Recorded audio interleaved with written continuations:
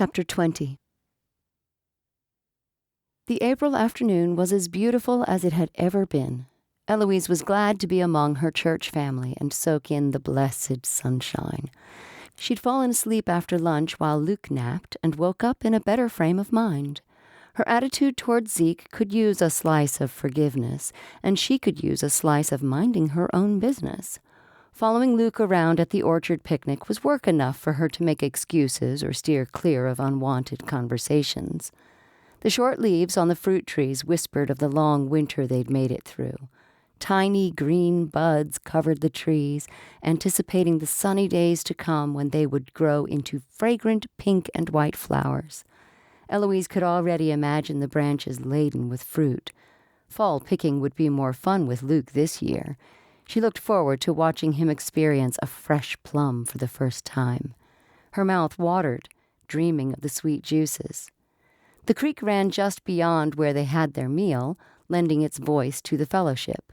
The only thing that would make the afternoon perfect was if she could turn off her Zeke compass. He arrived late to the meal and was not his usual chipper self. He'd found company with Helen and Jeffrey Palmer. They were together for the weekend when Jeffrey stayed in town instead of their homestead. But from Eloise's vantage point, she saw Zeke wasn't participating in the conversation. His spark was missing. His hands stayed in his lap, and that was a sure sign that something wasn't right. "Afternoon." Jessica blocked Eloise's view of Zeke, joining her and Luke on their blanket. Eloise smiled at her friend and made room for her. "Keep an eye on your plate," she cautioned Jessica. "Luke will take anything that doesn't belong to him." "Hello, cutie." Jessica pulled the boy into her lap. "You're in luck. Auntie Jess will share anything with you that you want." But she squealed when Luke stuck his whole hand into her mashed potatoes. "Oh, help," she said to Eloise, laughing. "I warned you." Eloise tried to take Luke from Jessica, but he fought against her. "Leave him be. He's already made a mess of it. He may as well eat it." Eloise shook her head. "You'll spoil him." Jessica angled the plate off her lap and let Luke feed himself, though he did more playing than eating, squishing the potatoes between his fingers. "I'll send Tobias over with a rag. Sit tight." Eloise dusted her skirts and went hunting for him. She found him at the dessert table, surrounded by friends, balancing a full plate on one hand and storytelling with the other. He raised his eyebrows at Eloise, asking if she needed something. She nodded to where Luke sat with Jessica, still intent on squishing the mashed potatoes. Luke brought a hand to Jessica's face, offering her a bite. "Jessica's going to need help. I'm handing him over to you." She reached for Tobias's plate. "What did you find? Anything good?" "See for yourself." He handed it to her, pulled a bandana from his pocket, and shook it out. "You'll need another one of those," Eloise said. Tobias smiled and flourished a red one from his other pocket. "Got it covered." Eloise's focus flitted behind Tobias to where Zeke made his way toward the creek with his hands shoved in his pockets and his head down. Tobias followed her gaze. "What do you think is going on with him?" "Beats me," she said. "Why don't you ask him?" She looked back at Tobias. "Why don't you ask him?" "I'm not as cute. He may not want to talk to me." "Stop it." She swatted his arm. Tobias whipped her with the end of a bandana and went to save Jessica. Eloise watched Zeke until he sat on the edge of the bank and jumped down, disappearing. She set the plate of food on the table, and her feet moved toward him.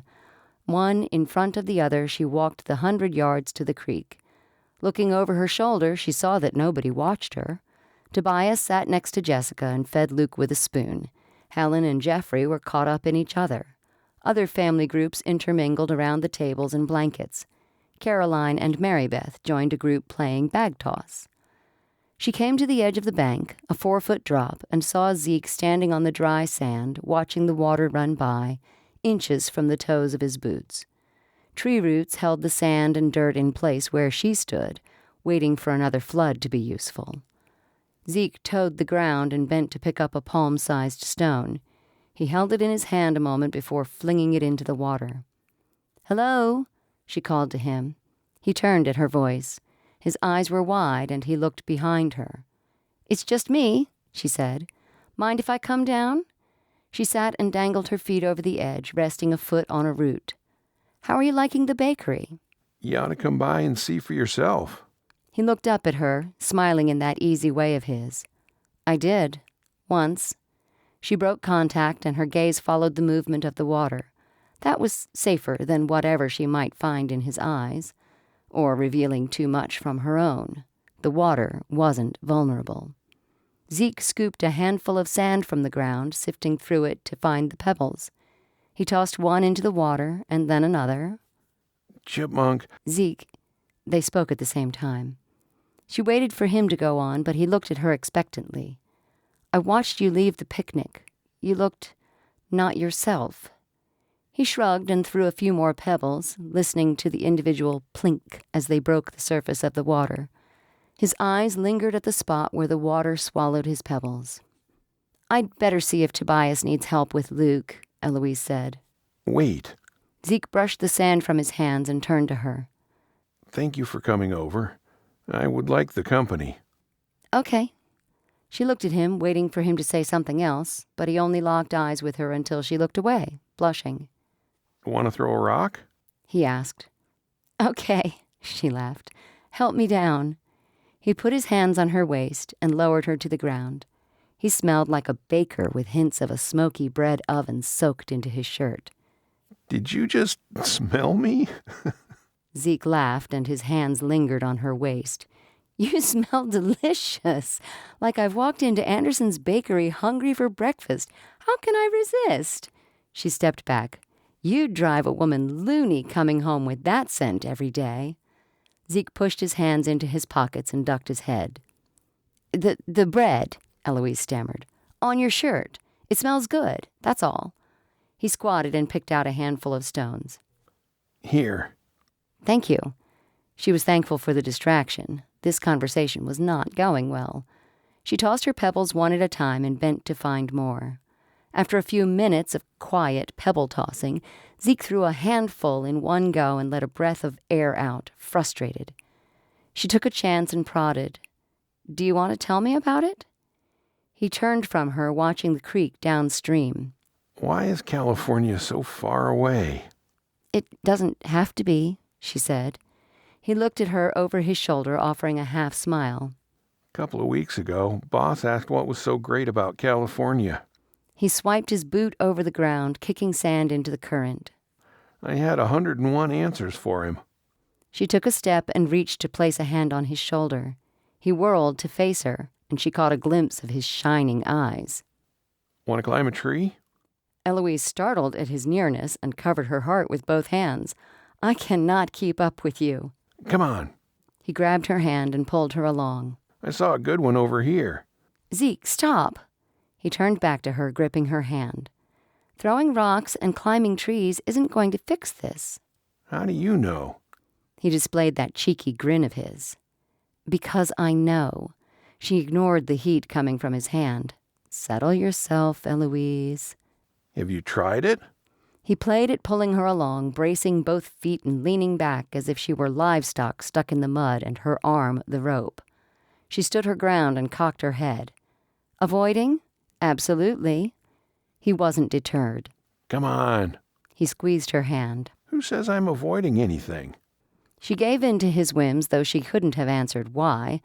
Same as she didn't have an answer for following him to the creek in the first place. Was want reason enough? Longing, connection, yearning? She wanted to be near him. Perhaps nothing more was required. No other reason was necessary. She wanted to be with Zeke like Luke wanted to squish mashed potatoes. She suppressed a giggle at the comparison. Ahead, she saw the tree in question. A sturdy willow with a branch reaching far out into the creek begged to be climbed. She let go of Zeke's hand and placed it on the shoulder-high branch. "It's been 10 years since I've been in a tree." You tell the saddest stories. Zeke laced his fingers and offered a step for her. Up you get. "You're really going to make me do this?" I'm not making you do anything. You'll do it because you're up for a bit of fun. Luke is safe and everyone is busy, so why not? He moved closer. Give me a good reason that doesn't have to do with you being a fuddy-duddy for why you won't get up in this tree. He was close enough for her to smell the bakery again. She fought against the urge to bury her face in his shirt and breathe it in. His finger trailed the side of her face and caused her breath to hitch. "Your face is turning red," he said. No surprise there. She felt the heat rising quicker than any yeast dough on a hot day. "I'm ready." Eloise lifted her skirts out of the way and placed her foot on his linked fingers. With her hands on the trunk and Zeke's strength taking her higher, she stepped easily onto the branch with her other foot. Hugging the trunk, she looked around, searching for the next step higher. Hearing a scrape and grunt, she turned her head to find Zeke pulling himself onto the branch. "Zeke, wait a moment. I'll go higher." "Too late," he said with his voice in her ear and his arms wrapped around her, pinning her to the trunk. She gasped, then elbowed him in the ribs. "Watch it. He gave her an inch more room. If I fall, you're coming with me." A lightness blossomed in her middle, and she let it grow, enjoying the comfort of his arms. Fleeting or not, she would take it for what it was. The aroma of baked bread surrounded her, and she had another urge to breathe in more. The joy started in her chest, and she couldn't hold it back. It began with a silent laugh that shook her shoulders, but a giggle escaped and led the way to a full laugh. The ridiculousness of her behavior tickled her, and the laughter kept coming. The more she tried to stop it, the harder it was to control. Zeke missed whatever prompted Eloise's fit of giggles, but he wasn't about to interrupt. Her laugh was sweeter than any music. The only thing that would make the moment sweeter was to be in on the joke. Climbing onto the branch behind her was a bold thing for him to do. He knew what her presence did to him and how it meddled with his self-control. With his arms on either side of her, he felt her warmth, and with her laughter filling the air, he forgot why he wasn't interested in pursuing her. A warm breeze came from the south, picking up the smells of the picnic, reminding him of the others who were enjoying themselves in small groups. Children running, grandparents resting, families laughing together. Why shouldn't I stay? This could be home. He would bake and court Eloise. A job, roots, family, community. Isn't that what he wanted? He didn't have to go farther. She said California didn't have to be so far away, like she'd read his mind. Home didn't have to be so far away. He could make his home wherever he wanted.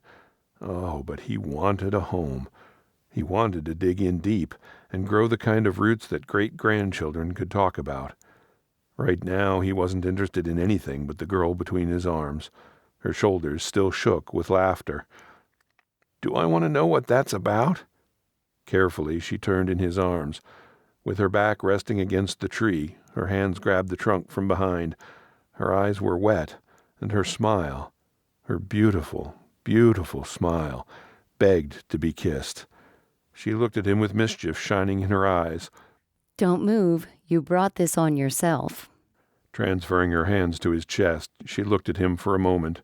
His eyes moved to her lips, but before he could do anything else, she gathered his shirt and buried her face in it, breathing deeply. Now it was his turn to laugh. She tipped her head to look at him, holding fistfuls of his shirt. "You finished?" he asked. "Yes." Delight showed in her bright eyes. But she didn't release him, though it wouldn't have mattered if she did. He'd been caught from the moment her voice pulled him from the prairie. "I've been wanting to do that." She sighed. Her smile never left her face. My mother's etiquette books have nothing to say about enjoying the smell of bakers in a tree.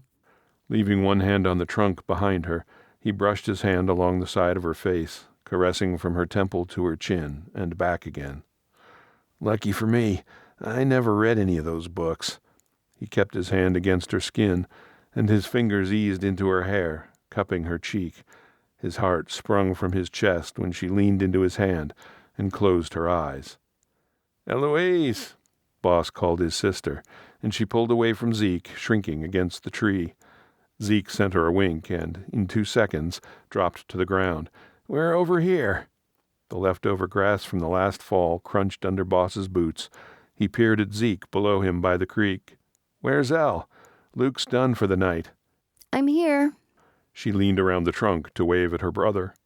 Luke wiggled in his dad's arms, reaching for Eloise. Boss's slight grin contradicted his serious stance. He shook his head. If Mother could see you now.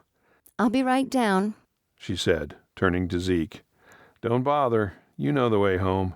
Boss gave Zeke a pointed look, which Zeke hoped Eloise missed from behind the tree. Oh, but I... Boss turned, and taking long strides was out of earshot, or at least pretended not to hear. Zeke! She raised her voice, drawing out his name. A sense of desperation flickered across her face, but it was hard to take her seriously when her lip came out in a pout that reminded him of Luke, about to throw a fit. He could save her, ease her fears, run to her, and tell her he would never leave her. But his visceral response to her call frightened him. He had almost gone too far with her, almost fallen off a cliff into a situation he wouldn't be able to talk his way around. The sunset over the ocean still called to him, though dimmer. It was hidden by the promise of a steady income doing what he loved, a community that had opened its arms to him, and a woman who trusted him. Zeke? Her sharp tone brought his focus back to her. Are you going to help me out of this tree? He sauntered back to her. I might. He put his hand on her shoe, the height of his shoulder. And I might not. She gasped, pretending to be shocked. I'm safer down here, he said. Less chance of any etiquette rules being broken. You're a funny man, but it doesn't matter. I can do it on my own. She flapped her hand at him. Move, I'm going to jump. He backed away slowly. You wouldn't. You leave me no choice. She bent at the waist, making to leap from the branch. No! He rushed to her, fearing she would twist an ankle at impact. She burst into another fit of giggles, hugging the tree for support. Sit down, Chipmunk, before you fall and Boss blames me for your broken neck. Still smiling, she eased herself into a sitting position with her legs dangling off the branch. Leaning against the trunk, he crossed his arms, letting his shoulder brush her knee. You wouldn't have jumped. You goose. She knocked him with her foot. Not from standing. Besides, this is my favorite dress. I wouldn't risk mucking it in the dirt. Blue looks nice on you. Think so? You're beautiful in anything, but this shade of blue does something to your eyes. Turning her face from him, she picked at her skirt. You don't mean that, she said softly. So what if I do? You need me to say it again? He weaved his face in front of hers, trying to make her look at him. You're beautiful. Please don't, she whispered. He couldn't be blamed for speaking truth, could he?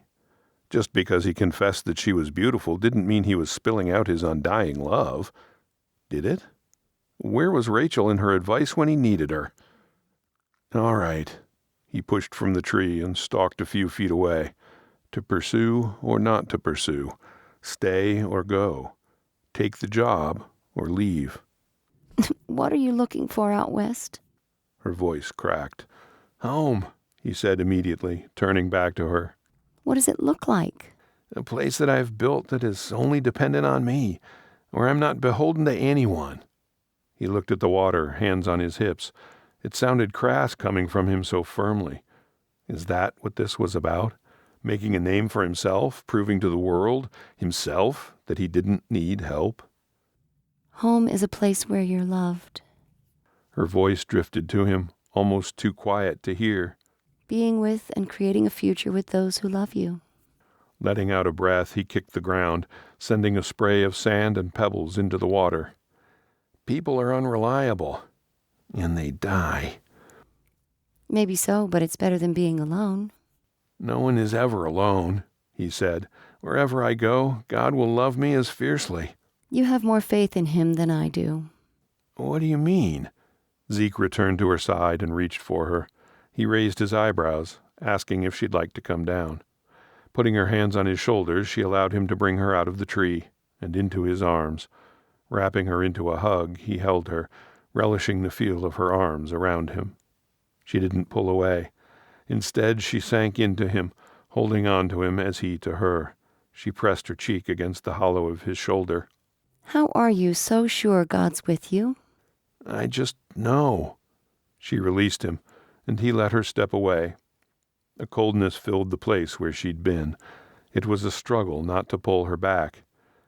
Tobias loves you unconditionally, yes? She nodded. Is there anything you could do, anywhere you could go, that would keep him from loving you? I guess not. She said. But if God is like that, why doesn't he show it? If he loves as deeply as you say but doesn't do anything about it, it changes nothing. Oh, but it changes everything. Excitement spilled from him as he launched into his favorite subject. Remember Jeremiah? It is only because of his mercy that we are not consumed. God loves us with a passion I can't fathom. Maybe he cares whether I go or stay, or maybe he simply wants me to bring glory to him wherever I end up. I don't know. But what I do know, undoubtedly, is that his love is real, incredibly real. She offered a tight-lipped smile. Tangible love is easier to believe in. Love you can see, touch. Was she tempting him on purpose? Love you write in a letter, perhaps? I wouldn't be opposed to it. She turned from him, shading her eyes against the glare of the westward sun. I'd like to go home now. It's getting dark. Of course. He'd said too much, pushed too hard. He'd do well to remember her grief was different than his. He'd lost a mother, she a husband. He'd clung to the promises found in Scripture. What had she clung to? The yearning to put down roots filled him to the brim. The Pacific was no longer a tangible dream. But was Eloise? He knew infatuation, like waves that crested a shore and receded, and this wasn't it. If he didn't walk away tomorrow, he didn't know if he ever would, because whether or not she was ready to accept it, what he felt for her, undoubtedly, was incredibly tangible.